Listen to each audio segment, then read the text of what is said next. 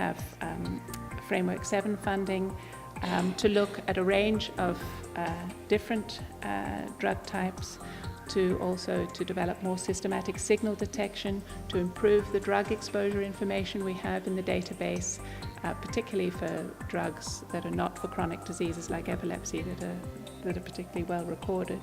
And also, Marlene is in charge of this section of the study examining the implications of the internet use by pregnant women for drug safety, both in relation to buying drugs on the internet that may be strictly controlled outside of that source, and in relation to looking for drug safety information on the internet. So my third and quick example, you'll be glad to know, is in relation to environmental pollution. And there the rationale is very similar to pharmacovigilance or post-marketing drug surveillance, that we have thousands and thousands of chemicals in our environment and none of them have been pre-tested for their effects on the fetus.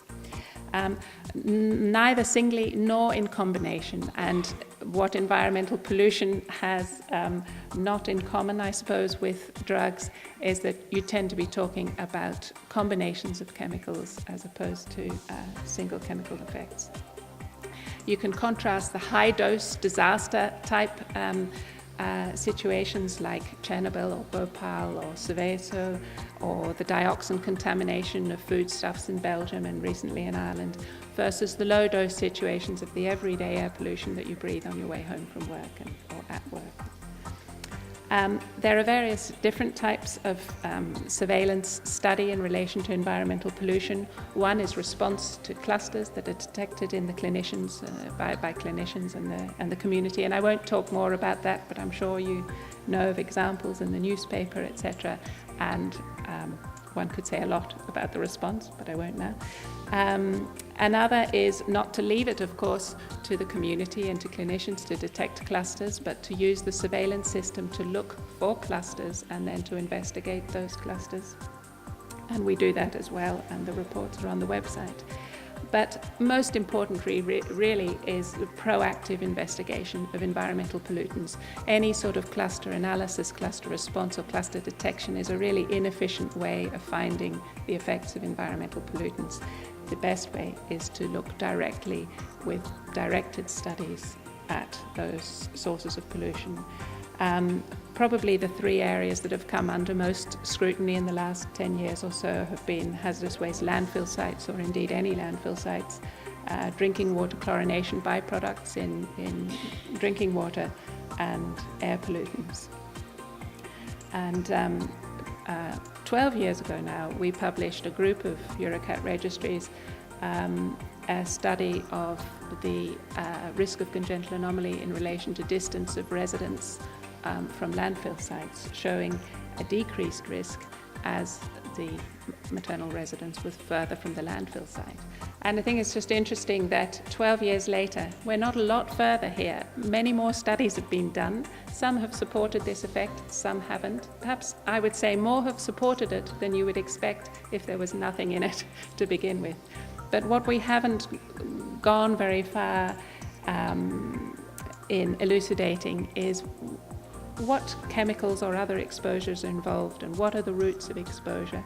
And we're really in a very difficult situation in environmental epidemiology, more so I think than in pharmacoepidemiology. You know, drugs seem very simple when you're looking at environmental pollution. Did you take the drug or not? What dose? When? You know, it's difficult to find the information accurately, but it's a lot easier than what's in the landfill site, how's it coming out, how were you exposed to it? We're really at the very, very beginning stages of being able to work out this picture. Okay, so finally, the role of practicing midwives in surveillance and primary prevention. Well, three suggestions. One, advising, educating women on prevention of congenital anomalies pre-pregnancy and into pregnancy.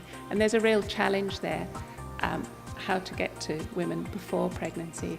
But as midwives are the champions of the normal, healthy pregnancy and the healthy fetus, this is very much part of their agenda. Advocating for primary prevention for congenital anomalies in the public health and healthcare agenda.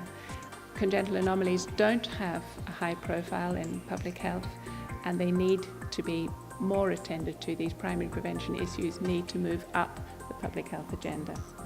And then these surveillance systems, of course, depend on everybody documenting and reporting congenital anomaly cases in the course of their normal practice, in their normal note-taking, accurately and fully, so that we can have more information to analyse. What about midwifery research? Well, any of these areas that I've talked about are legitimate areas for midwifery research. But perhaps there's also a particular area in that middle section of my slide, how to reach women before pregnancy with effective advice and education. Should there be target groups for preconceptional care? And what is preconceptional care?